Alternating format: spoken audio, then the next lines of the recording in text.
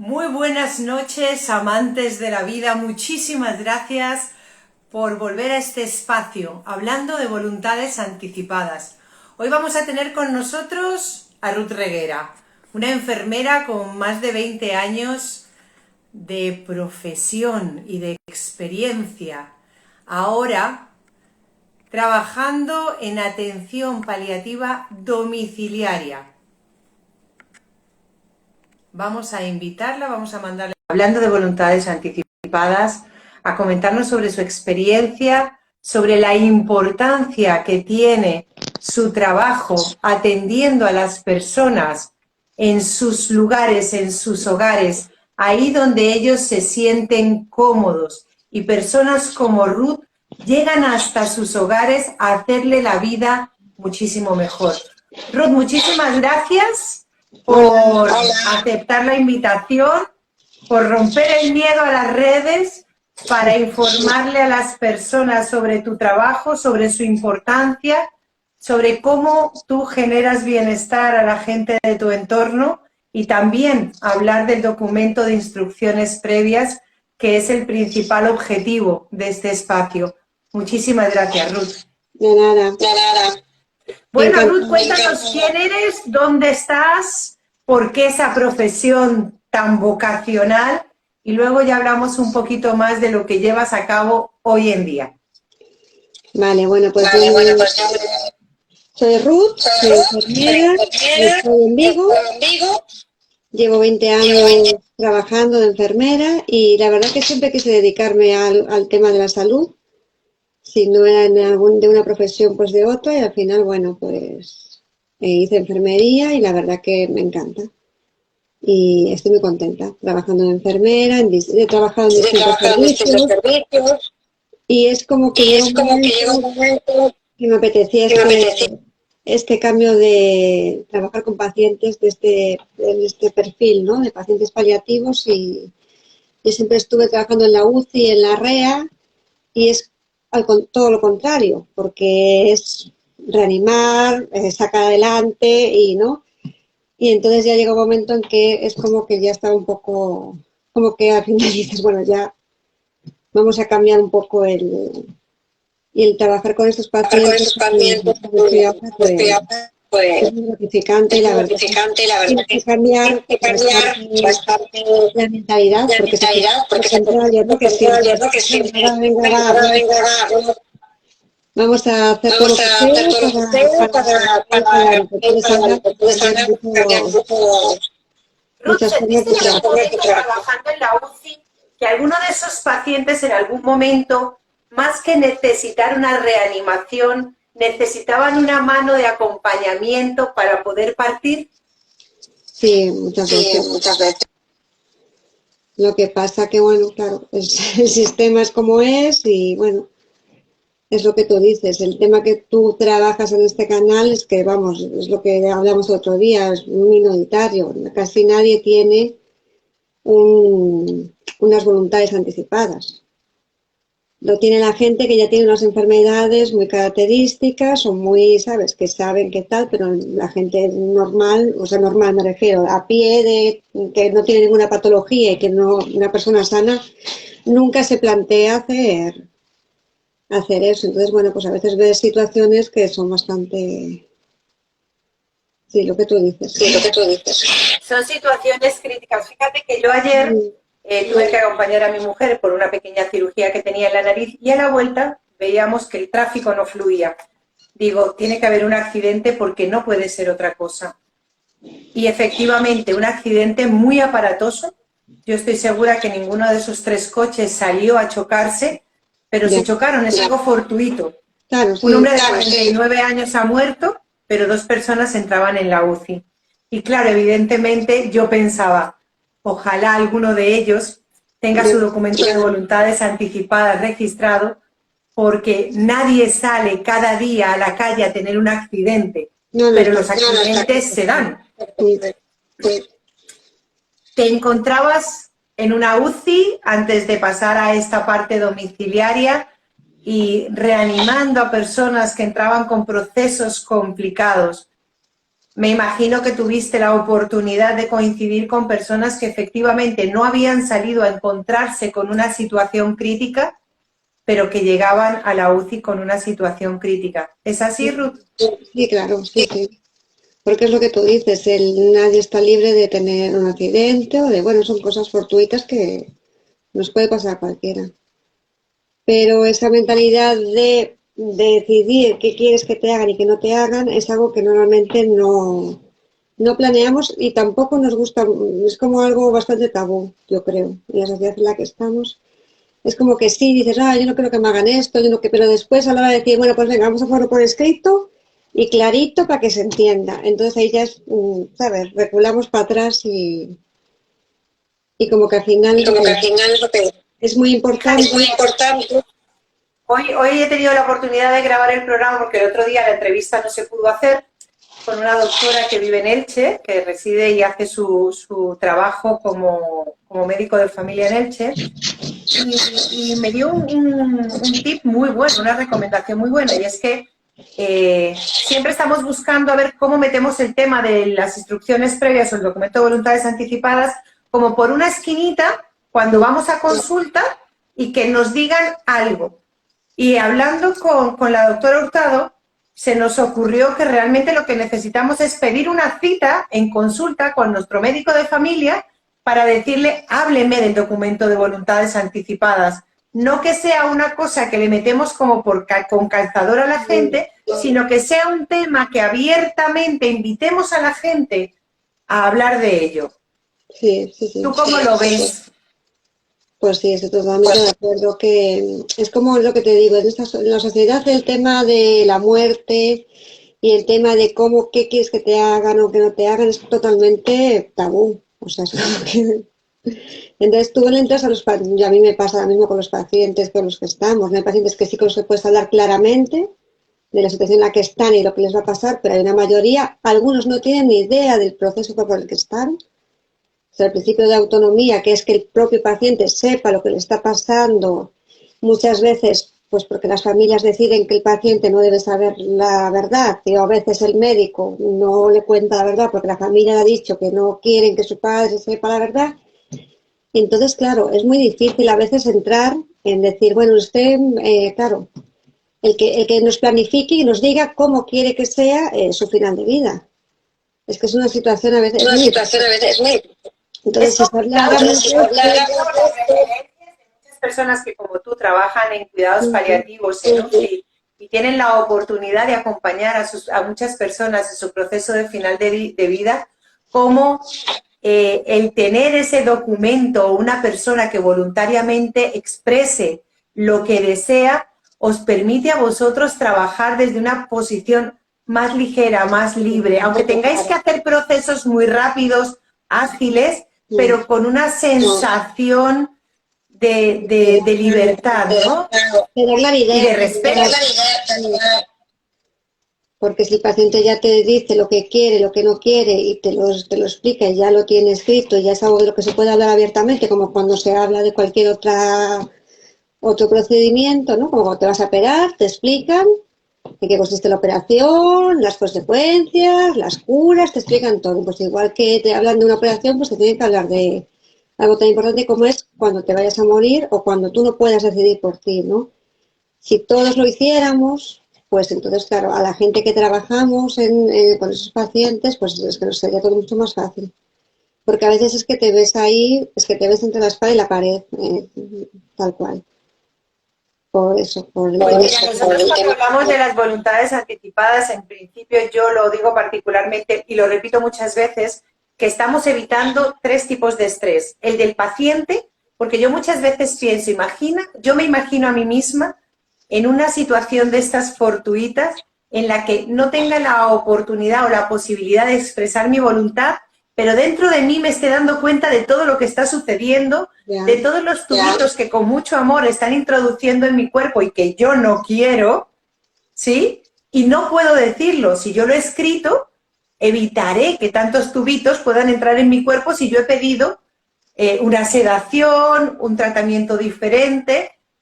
Luego el estrés de la familia, porque lógicamente si te trasladan a ti como familiar el tomar una decisión, la que consideras mejor, la consideras mejor para ti, pero no se sabe si es la que consideraba el paciente. Y cuando tienes una situación de estrés tan alta, tomar decisiones por otra persona es complicadísimo. Y luego el estrés vuestro, el del equipo sanitario, que puede leer una lista de peticiones conscientes de la persona que en ese momento está inconsciente y dices tú, me acojo a esto, lo respeto y hago mi trabajo con toda mi vocación, con todo mi amor, pero no hago más de lo que la persona hubiese querido si pudiese expresarlo.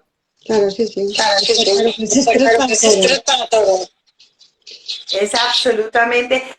los 20 años que estuviste, o bueno, llevas 20 en total, ¿cuánto tiempo llevas haciendo asistencia domiciliaria? Bueno, salud también, unos 3, 4 años. Y ahora aquí en hospitalización a domicilio llevo poquito, llevo desde marzo, febrero, marzo. Llevo Bueno, ese cambio que tú dices que tuviste que hacer mentalmente, ¿no? De salir de la UCI o del centro de atención primaria a pasar a la asistencia domiciliaria, ¿qué ha significado en ti? O sea, ¿qué cambios has tenido tú que transformar en ti misma para dar ese salto? Claro, eso como que fue secundario, ¿no? Yo como que cambié, entonces me di cuenta, dije, no, yo lo que quiero ahora es trabajar con este tipo de pacientes y en los domicilios, porque el poder trabajar en el domicilio es, para el paciente, vamos, es que es súper ventajoso porque está en su medio. Eres tú la que te sientes que no estás en tu medio, pero ellos sí, entonces eso es beneficioso, vamos, al 100%, ¿no? Muchas veces son pacientes que están hospitalizados y que necesitan procedimientos que se pueden hacer en casa, entonces de verlos al hospital y cuando los vas a ver a casa, es que son personas que han mejorado. Pero vamos, no lo reconoces a veces, del estar ellos en el hospital, a verlos allí en su casa, en su habitación o en su salón y es eso, que cada final todos queremos estar en nuestra casa, ¿no? Entonces, yo creo que cambié yo y entonces al cambiar yo me di cuenta de que ya no quería tanto, ¿no? Entonces que quería como más ayudar y cuidar, pero de otra forma, ¿no? Y me ha llamado mucho el tema del buen morir, hablábamos en el trabajo, ¿no? Que es importantísimo. O sea, porque una persona se muera tranquila, sin dolor y totalmente en armonía para la familia y para él, es que eso es algo básico. Entonces, es muy bonito. Pero yo creo que fue al contrario. Voy a recordarle a la comunidad, estamos hablando con Ruth Reguera, ella es enfermera, hoy en día asistiendo en los hogares, los cuidados paliativos de esas personas que así lo solicitan.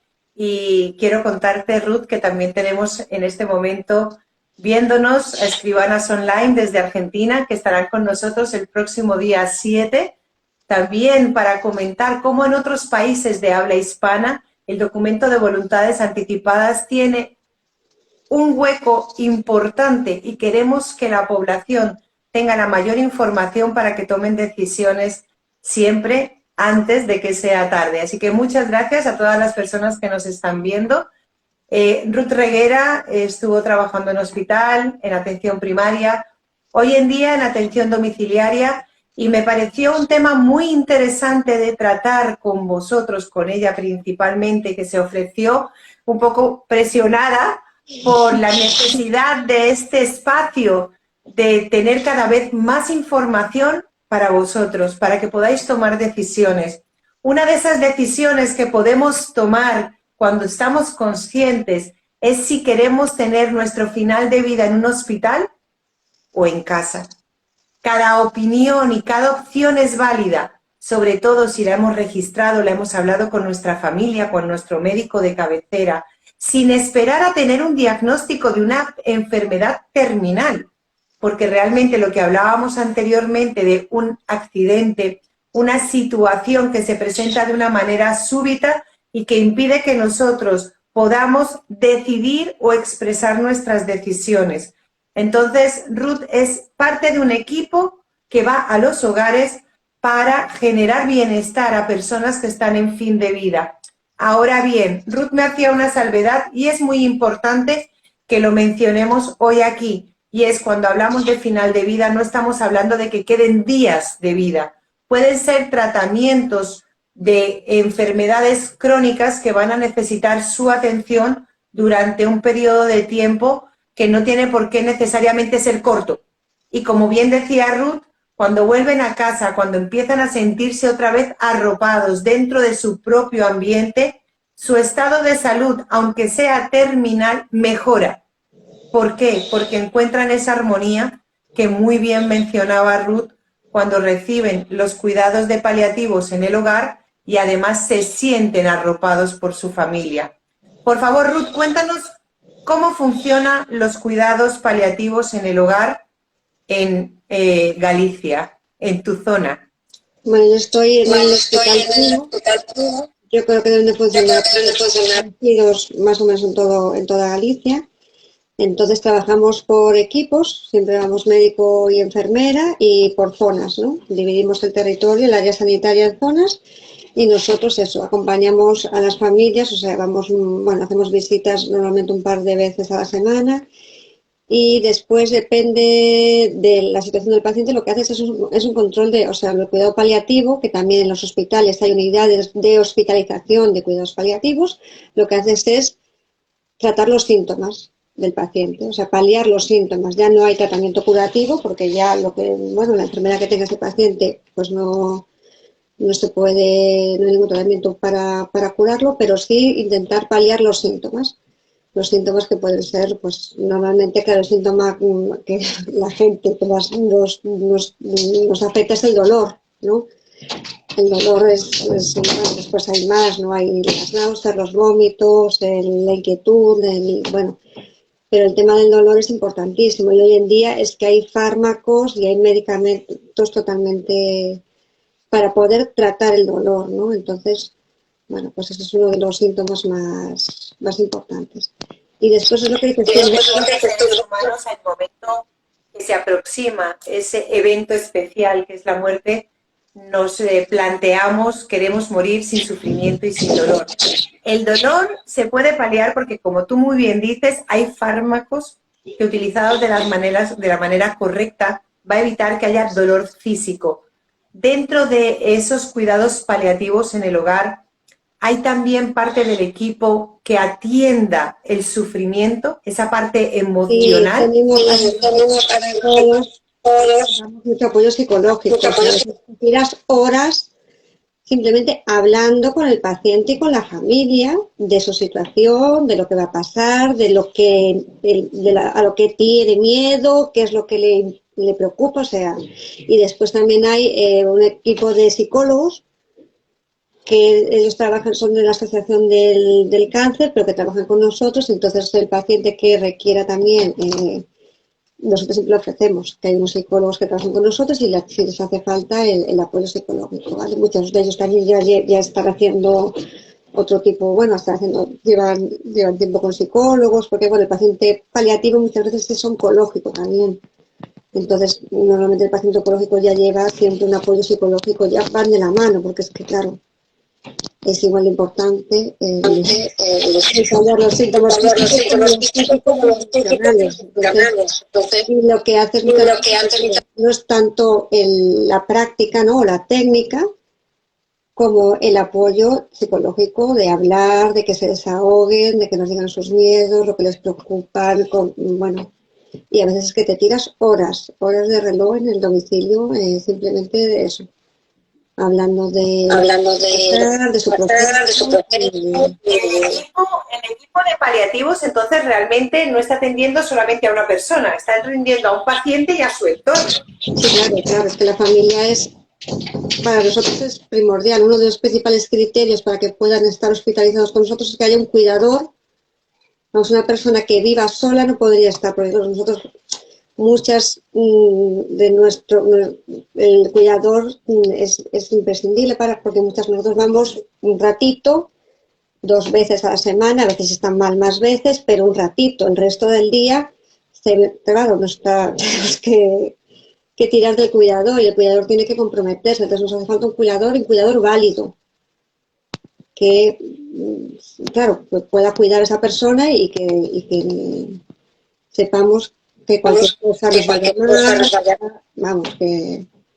Y con las familias que hablan. Lo que tú estás diciendo ahora, porque, claro, mucha gente, yo a veces pienso, bueno, mi final de vida, ¿dónde tiene que ser? En el lugar donde yo pueda recibir una asistencia para paliar dolor y que yo me sienta cómoda. ¿Por qué los hospitales no son ese lugar? Porque realmente donde puedo tener mejor asistencia sanitaria es en el hospital. Yo no creo que nadie de mi familia hoy en día esté preparada para darme la asistencia que yo necesito. Entonces hay mucha gente que no se plantea esa parte intermedia de una residencia, no es ni lo uno ni lo otro, pero te da la posibilidad de tener una asistencia sanitaria, un cuidado más acorde a las necesidades. Y en muchas ocasiones pues son los hijos o las nueras o toda la familia se hace una rota para estar a cargo de esa persona que tiene necesidades, pero siempre hay una persona que como que toma la vocería de todo el sistema familiar, que en muchas ocasiones puede estar muy dispuesto, pero no está preparado. ¿Cómo os enfrentáis vosotros a esas situaciones complicadas familiares, de familias que quieren todos, de familias que no quieren ninguno, de familias que alguno que tiene que soportar todo el peso de porque le tocó, porque era la hermana soltera, por ejemplo, que se daba mucho anteriormente, y entonces tenía que asistir a los papás hasta su final de vida. Y después se encontraba con que no sabía hacer otra cosa que cuidar de sus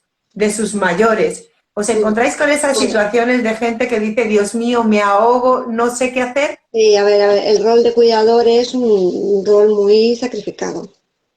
Entonces, a ver, aquí en Galicia, bueno, hay de todo, o sea, es lo que dices tú, hay familias que de pronto son mogollón y no hay un cuidador, y después hay las típicas personas que lo único que han hecho en su vida ha sido cuidar a los demás. Entonces, esas personas, esos cuidadores necesitan un apoyo psicológico muy importante, sobre todo en el momento en el que tienen la pérdida, porque ahí es que como que su vida ya no tiene sentido, ¿verdad? Toda la vida han sido cuidadores y de pronto, ¿ahora qué hago, no? Entonces, pero claro, te encuentras de todo, y después te encuentras lo típico también en las residencias, que la verdad que el tema de las residencias, bueno, eso ya es una cosa que habría que mejorar porque es importantísimo, porque claro, es que hoy en día el que tú puedas tener a tus familiares y poder cuidar de ellos en casa es un auténtico lujo, porque tal y como están los trabajos y como tenemos esta vida de tal,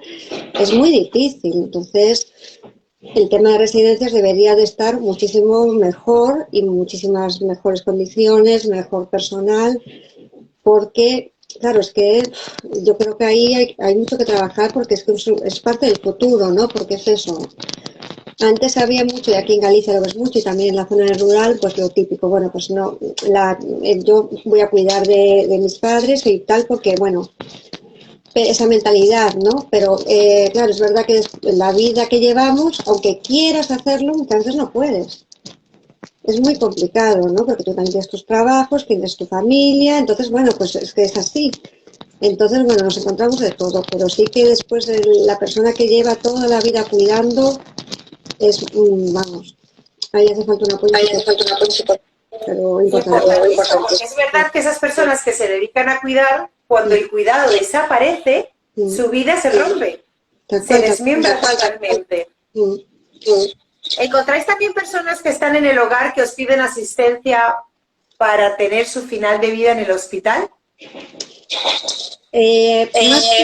que la familia. Porque, claro, para la familia es una responsabilidad muy grande. Y también mucha gente no quiere quedarse con el recuerdo, porque esa gente va a seguir viviendo en esa casa, va a seguir durmiendo en esa habitación, y no mucha gente no quiere quedarse con ese recuerdo de que esa persona muera ahí. Entonces sí, hay que no nos enseñan, además de que no hablamos de la muerte, tampoco nos enseñan cuál es el proceso real, físico, cuando empezamos a morir. Entonces, claro, hay una situación que es natural, pero que si no nos la enseñan, nos va a chocar muchísimo ver el proceso por el cual el cuerpo se empieza a desapegar de la vida, empieza a no necesitar comer, ni beber, ni necesitan que le hablen, o sea, necesitan tranquilidad para poder partir. Entonces, en realidad, cuando empiezan esos estertores a sonar y a hacer la música de ambiente, que son naturales, pero que no los conocemos. Si tú no conoces lo que es un estertor y lo escuchas, yo cuando lo dije la primera vez dije, Dios se está ahogando. No, se está muriendo, que es distinto. Entonces, claro, esa situación es se lo explicas cómo va a ser, todo lo que estás tú diciendo, ¿no? El proceso, los ruidos, tal y cual. Mucha gente ya antes de que se lo expliques ya te dice que no, que ellos no quieren pasar por eso, que ellos quieren estar en el hospital y es igual, hay que aceptarlo. Entonces, nada, en el momento que se ponen muy malitos, se les ingresan en la unidad de paliativos del hospital. Mira, tal como nos dice Paloma de En Paz, que nos está viendo, dice, debería elegir la persona que se va, no los cuidadores ni la familia. Realmente lo que nosotros tratamos es que tenga su documento de voluntades anticipadas y que la familia respete. Yo siempre digo que es, firma ese documento y de esa manera tu familia va a poder dedicarse a amarte, a cuidarte, a quererte mientras tú partes, si lo has hablado con anticipación, para que ellos respeten tu voluntad.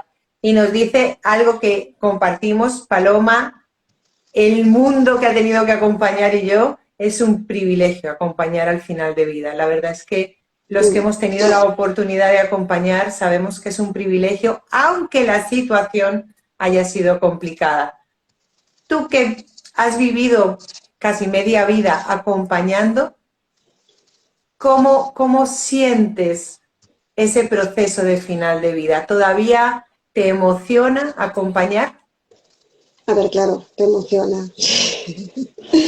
Yo, claro, que además yo soy una persona muy emocional y que empatizo mucho, entonces creo que te emociona, pero bueno, eso es algo bueno, me refiero que es así, es porque, bueno, digo yo, si mientras estás vivo es que tienes que tener emoción, entonces, claro que te emociona, pero es lo que dices tú, es muy gratificante, o sea, lo que pasa que es algo que sí es verdad, el paciente tiene que decidir, porque es el principio de autonomía, pero la familia también tiene que colaborar. Entonces yo creo que es algo que ya tendría que estar hablado de antes entre paciente y familia. Porque por mucho que, y a veces nos ha pasado, que el paciente dice, no, yo quiero en casa, y la persona que está ahí dice, no, yo en casa no lo quiero, no quiero. Entonces, claro, te ves a veces que, claro, tienes que intentar llegar a un acuerdo, intentar, bueno, pues explicar, como... Pero es verdad que el paciente es el que decide, eso está clarísimo, pero claro, necesita el respaldo de la familia, porque por mucho que se decida, si no tiene una persona que esté allí con él cuidándolo, no se va a poder hacer lo que él quiere hacer. Entonces, y son cosas tan básicas y que se hablan tan poco, pero poquísimo. Entonces, claro, yo creo que hay que hacer hincapié sobre todo en eso, que se hable lo que va a pasar, cómo lo quieres, qué es lo que quieres. Y sobre todo lo que dices tú, que en el documento, por lo menos el que hay aquí en Galicia, en las instrucciones previas, es muy ambiguo. O sea, es que prácticamente lo que, ¿sabes? No es... Entonces muchas veces no, para nosotros es muy... Por mucha, hay gente que sí que lo tiene, sobre todo enfermedades así, ¿no? Como muy características, pero es que es como que súper ambiguo y al final no te aclara nada. Entonces, claro, sí que el paciente decide, pero el paciente tiene también que hablar con la familia y que estar en consenso con ella y en colaboración, porque si no, por mucho que decida... Hoy nos decía la doctora Hurtado que en la Comunidad Valenciana, y creo que es a nivel nacional, esto voy a darle una vuelta porque me encantaría tener esta información mucho más clara para todos, pero me pareció muy clarificante el hecho de, si no has registrado tus voluntades, por lo menos que hayas tenido una comunicación con tu médico de cabecera tan clara que incluso él pueda dar instrucciones por ti porque está registrado en tu historia. Entonces es muy importante que tengamos conversaciones complicadas con nuestros médicos de cabecera, que no sea solo la gripe, la artrosis o que me caí y me hice una rozadura. Entonces es muy importante y como dice Paloma, el amor mueve montañas, el resto son excusas de los familiares. Yo tengo personas que han hecho el documento de voluntades anticipadas conmigo, que al ir a hablarlo con sus familias es, no, a mí de eso no me hables, no, a mí de eso no me hables. Es que va a suceder, no sabes si es esa persona, si es el hijo o el nieto o la madre, abuela, quién va a morir primero, pero alguno lo va a hacer, porque ya cumplimos con la condición, estamos vivos. Me has dado un muy buen punto para tratar también de aquí en adelante. Voy a buscar también especialistas de atención domiciliaria, porque realmente el hecho de morir en casa, morir en una residencia o morir en un hospital, me parece que es algo muy importante y tú has tocado el tema de una forma muy sabia. Yo quiero morir en casa, pero mi familiar no se quiere quedar con el recuerdo de mi muerte en casa. Es válido, realmente son válidas las dos opciones, Sí, claro, pero claro, si no lo hemos hablado anticipadamente, posiblemente muera en casa y mi hijo, mi nieto, esa persona que me acompaña en la vida, toda la vida se acuerde de verme morir en esa cama. Entonces esa casa, que antes era un hogar, se puede convertir en una cárcel si no sabemos gestionar esa emoción. tal cual, sí, sí. Pero para Me eso parece valiosísimo ese apunte. todos hablan de la muerte como el que habla pues, de nacimiento. Todos saber las etapas que hay de la muerte y claro, que la muerte deje de ser un tabú en la sociedad, es así. Y entonces, Pues mira, me lo has puesto sobre la bandeja y realmente me parece que van a ser los temas de la semana que viene. Durante el mes de diciembre estaremos abordando esa opción de morir en casa, en el hospital o en una residencia. Como bien dice Ruth Reguera, que ya está en Vigo, vamos a ponerle atención al tema residencias. Posiblemente hagan falta muchas más plazas, más preparación, menos estrés sobre las auxiliares de enfermería y de geriatría que atienden esos lugares para que puedan dar mejor atención a los adultos mayores que han decidido ellos o sus familias que ese sea el lugar para que ellos terminen su vida. Muchísimas gracias a las escribanas que se están despidiendo desde Argentina, pero nos veremos el día 7 para disfrutar también de la charla con ellas. Muchísimas gracias. Así que, Ruth, muchísimas gracias por este rato tan valioso. Me gustaría que para terminar nos dijeses cómo solicitan las personas la atención domiciliaria. ¿Lo hacen con el médico de cabecera, con el oncólogo, el especialista? ¿Cuál es el paso para que atención paliativa en domicilio atienda a las personas que lo necesitan? Sí, eso pueden acceder del médico de cabecera, de algún especialista, no puede ser el oncólogo, cualquier especialista que lo lleve, o si no también si está ingresado en el hospital a través del médico que lo lleva en el hospital.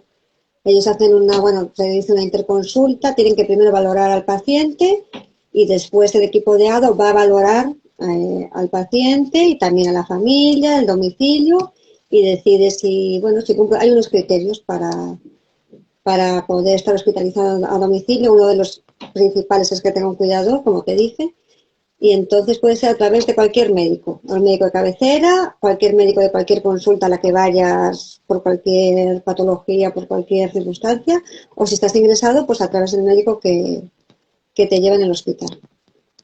Y ellos son de los que se ponen.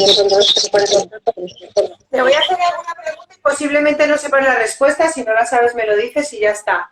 Cuando hablamos de cuidados paliativos, a todos nos viene a la cabeza fin de vida. Pero hay muchas enfermedades que necesitan paliar dolor, sufrimiento y no necesariamente son enfermedades que llevan a un fin de vida. También los cuidados domiciliarios paliativos entran a trabajar este tipo de dolencias. Sí, claro. El cuidado paliativo es eso, cuando el paciente ya no se puede hacer un cuidado curativo.